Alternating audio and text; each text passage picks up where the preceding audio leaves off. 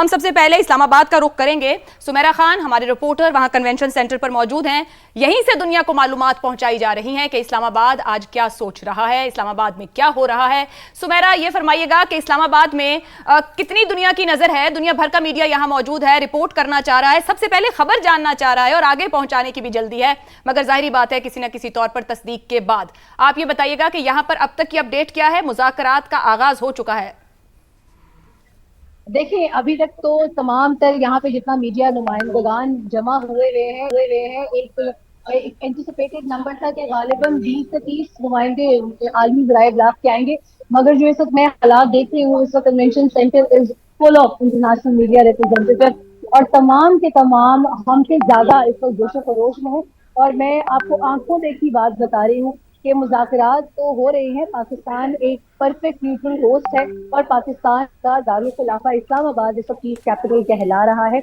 मगर यकीन जाने कि अगर इस वक्त आप यहाँ से रिपोर्टाज इनका देख सकती हैं, सुन सकती, बल्कि आप अगर किसी आदमी ज़राए इब्लाग को क्यों नहीं करें, तो इस वक्त पाकिस्तान की तारीख, तौसीफ और तमाम तफसीलात बयान की जा रही हैं कि किस तरीके से पाकिस्तान ने एक अर्जेंट फायर में सिचुएशन को जाके उसका नतीजा निकलवाया और अब इस्लामाबाद में बैठक करवाई है।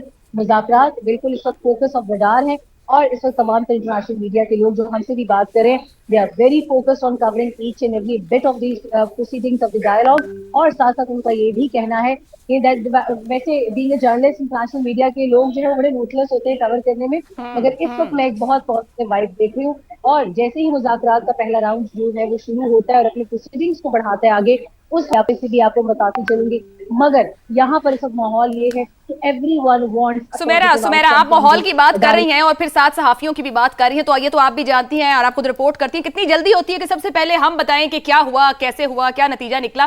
तो थोड़ा तहम्मुल इस्लामाबाद में बैठ के पिछले चंद घंटों में तमाम सहाफी सीख चुके होंगे, क्योंकि इस्लामाबाद से पिछले 4-5 दिन से हर खबर एक वक्त लेकर सामने आ रही है। बड़े जिसे कहा जाए कि एक तसल्ली और फोकस के साथ उसके बाद चीज बाहर आती है, उसको इधर उधर स्पेकुलेशन के साथ ना एयर करने किया जा रहा है, ना उस समत रुख इख्तियार किया जा रहा है। तो सीख गए हैं जो सहाफी यहाँ मौजूद हैं कि थोड़ा तहम्मुल रखें, तभी नतीजा मिलेगा।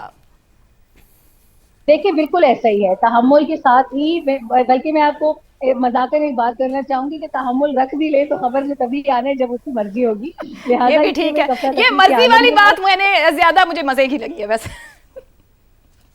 तो इस वक्त जो है वो हर एक को यही लग रहा है कि हम जितना हो सके अपने कॉन्टैक्ट से रब्ता करें, अपनी एक नेटवर्किंग को ऑन करें। मगर बीइंग अ पाकिस्तानी जर्नलिस्ट, यकीनन मैं क्योंकि हसासियत के हवाले से आपको बता सकती हूँ, ये जो मुज़ाकरात हो रहे हैं इसमें हर एंगल से बहुत सेंसिटिविटीज इन्वॉल्व है। कोई जराए नहीं, कोई रिसोर्सेज नहीं, कोई सोर्सेज नहीं, यहाँ आज कोई तुक्का नहीं चलेगा। इसलिए जो भी बात करनी होगी वो ऑफिशियल हैंडल से होगी, चाहे वो ईरान के हो, चाहे अमेरिका के हो, चाहे पाकिस्तान के हो। लिहाजा तमाम पता है कि आज अगर कोई इस तरह की गुस्ताखी होती है और वो खबर गलत होती है तो उनको नताइज का भी सामना करना पड़ सकता है।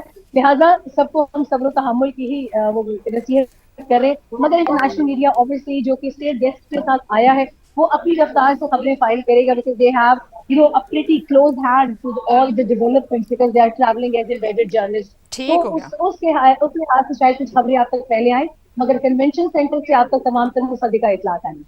दुरुस्त हो गया सुमेरा, यकीनी तौर पर हसासियत बहुत ज्यादा है और पिछले कुछ दिनों में भी सहाफियों ने सोच समझ कर कि या अमेरिका से बात की जा रही हो, ट्रंप कर रहे हैं, या ईरान से उनके किसी लीडर की जानिब से अपने पोस्ट की गई है बात जो तस्दीक शुदा है, ऑफिशियल स्टेटमेंट है, इसी तरह हुकूमत पाकिस्तान इस्लामाबाद की तरफ से जो भी ऑफिशियल स्टेटमेंट देगी उसी पर यकीनी तौर पर बात आगे बढ़ाई जा सकती है। एजाज चौधरी साहब हैं, साबिक सेक्रेटरी खारजा हमारे साथ। एजाज साहब, ये फरमाइएगा, हसास मौजूआत तो हैं जिन पर बात हो रही है और पहली बार इस तरीके से ईरान और अमेरिका एक जंग के दौरान सीज फायर करके इस्लामाबाद में इस पाए की लीडरशिप बैठी है कि रिजॉल्व करना है, इसको कोई परमानेंट सोल्यूशन इस सूरत हाल का निकालना है। अब तक की सूरत हाल पे आपका तज्जिया क्या है? क्या दुरुस्त सिमत में दुरुस्त बेहतरीन लोग बैठे हैं ताकि नतीजा निकाला जा सके? जी, ये बात सही है जी कि वो कोई ना कोई नतीजा तो निकालना चाहते हैं। मैं ये तो नहीं कहूँगा कि परमानेंट पीस सेटलमेंट के लिए आए हैं, वो तो फिलहाल जंग को बंद करना और उसके लिए जो मिनिमम कंडीशंस हो सकती हैं उसकी बातचीत के लिए आए हैं। लेकिन अगर कोई प्रोसेस भी शुरू कर लेते हैं किसी किस्म का, तो मैं समझता हूँ कि वो भी इन मज़ाकरात की कामयाबी होगी, ताकि बातचीत का सिलसिला आगे चले। देखें, बहुत एजेंडा मुश्किल है दोनों तरफ पे। यानी ईरान की तरफ से भी और अमेरिका की तरफ से भी।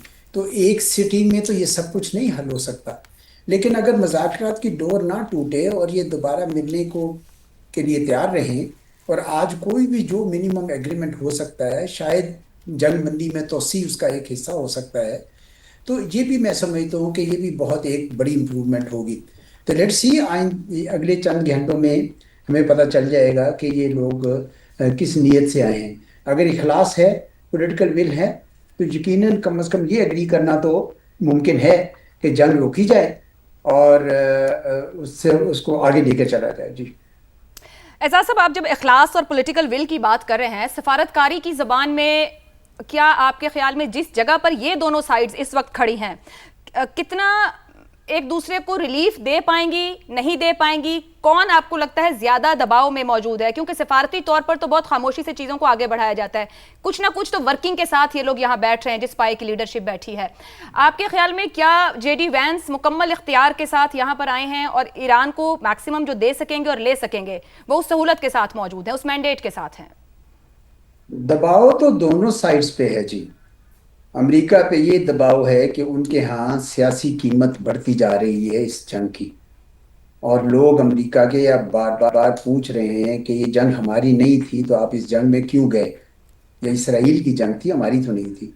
तो इस वजह से वहाँ पे यकीनन वो चाहते हैं, वरना वो शहबाज शरीफ साहब का ट्वीट को एक्सेप्ट ही ना करते, डोनाल्ड ट्रंप साहब हमारी ऑफर तब एक्सेप्ट ही ना करते। तो इस वजह से वो उन पे दबाव है। ईरान पे भी दबाव है, देखे ना इतनी तबाही हो चुकी है, इतनी क़यादत का सफाया हो चुका है, तो वो तो यकीनन वो भी चाहेंगे कि कोई ना कोई समझौता हो जाए। तो दबाव तो दोनों साइड्स पे हैं, वो करना चाहते हैं। क्या ये दोनों साइड्स बाइख्तियार हैं? बिल्कुल बाइख्तियार हैं। देखिए डोनाल्ड ट्रंप के नायब हैं, ये वाइस प्रेसिडेंट है, ठीक है, इनका रुझान जरा जंग से थोड़ा हट के था, इनके ख्यालात। लेकिन उनके साथ उनके दूसरे साथी दो आए हुए हैं जिन्होंने पहले कोशिश करके देख ली। उन्होंने तो ओमान में यही तय किया था ना कि एग्रीमेंट तो हो गया था, फिर जंग शुरू हो गई, वरना एग्रीमेंट तो ओमान में भी हो गया था। मगर एजाज चौधरी और साहब, उस उन वक्त दो नेचुरली साथियों पर तो सब ईरान की न्यूक्लियर। जानिब से माजी में भी एतराज किया जाता रहा, गालिबन इसी वजह से अब जेडी वैंस लीड कर रहे हैं इस वक्त को। ये हो सकता है जी, क्योंकि लेवल भी तो रेज करना था ना जी। क्योंकि वो पहले जो ओमान में बातचीत हुई थी वो न्यूक्लियर इश्यूज के ऊपर थी सिर्फ। अब तो एजेंडा बस बढ़ गया है बहुत ज्यादा। बिल्कुल। एक तो जंग हो रही थी, इतनी भयानक किस्म की जंग, उसका रोकना, फिर स्टेट ऑफ हर्मुज जो है, जो जंग से पहले खुली थी, इतने साल इतनी दहाइयां खुली थी, अब वो इस जंग के नतीजे में बंद हो गई है। तो उसके ऊपर बातचीत करनी है। ईरान ये कहेगा कि इकोनॉमिक सैंक्शंस की भी बात करें आप। ईरान कहेगा कि आप लेबनान में भी सीज फायर की बात करें। तो गोया मुश्किल एजेंडा है। लेकिन मेरे ख्याल में डोनाल्ड ट्रंप साहब ने ये इख्तियार दिया होगा वाइस प्रेसिडेंट को कि आप जिस मुमकिन तक जा सके चाहे, लेकिन जंग को बंद होना चाहिए। तो मुझे तो बंद होना लगता चाहिए। है कि मैं पूरी उम्मीद हूँ कि जंग बंद होगी। आगे उसके लिए हल करने के लिए मुज़ाकरात मजीद चाहिए होंगे, क्योंकि एजेंडा बड़ा मुश्किल और पेचीदा है।